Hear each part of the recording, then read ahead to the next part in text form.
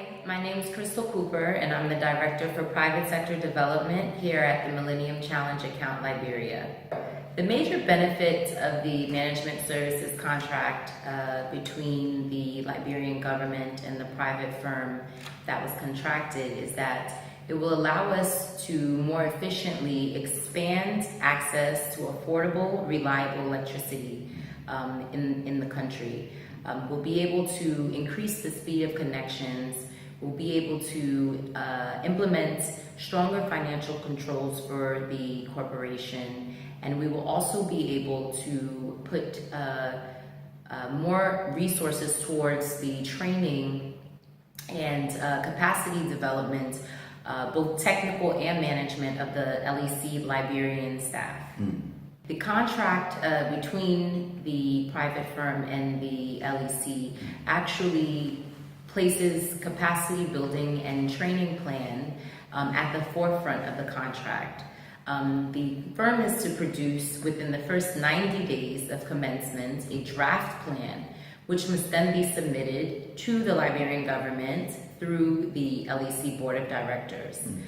This plan will be reviewed and scrutinized by not only the MCA-Liberia, but also a third-party firm that we have contracted to help monitor and ensure proper review of the performance of the MSC against the contract terms.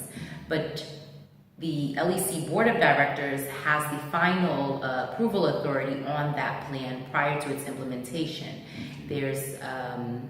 And if that plan is not approved, it will continue to be reworked until it is, as that is one of the 5 major objectives of the management services contract.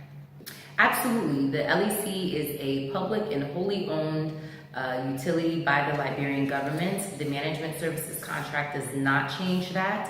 This is what is referred to in international spaces as a PPP, a public-private partnership. And this is where the government will partner with private sector to give them a little bit more expertise in areas where more is needed, such as running a public utility, to ensure that the utility is commercially and financially viable. The idea for this current MSC is, of course, with the new rehabilitation of the Mount Coffee Dam, the government, along with its donors who spent $600 million USD to rehabilitate Mount Coffee and more than double the country's electrical capacity, needed to ensure that the LEC was able to take over the maintenance and operation of that asset. They also needed to make sure that with this greatly increased capacity, that the LEC was perfectly ready to expand transmission and distribution and actually get that power to the Liberian people. And so that's an urgent need.